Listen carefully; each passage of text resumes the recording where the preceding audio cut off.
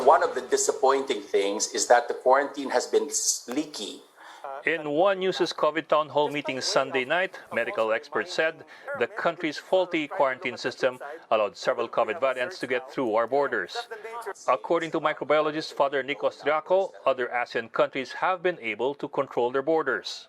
There have been countries in Southeast Asia that have been able to keep the variants out. Unfortunately, as Father Nick had said, we had some leaky borders and some problems because we really will not be coming down with these variants if we had addressed them from the very beginning.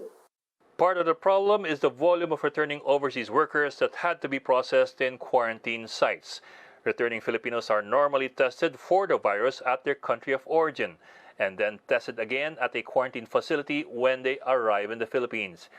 If they turn out negative for the virus, they are allowed to go home on condition that they observe themselves for the next 2 weeks. Still, the virus and its variants have gotten through the screening.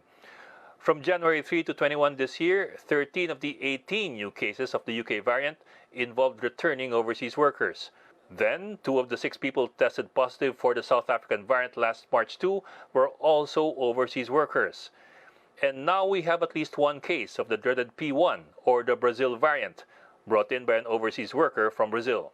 Austriaco says the volume of returning overseas workers may have overwhelmed the screening system.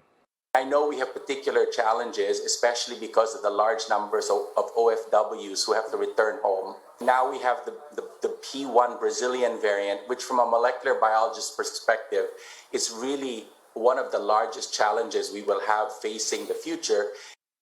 As of end January, at least 420,000 overseas workers had come home because of the COVID pandemic.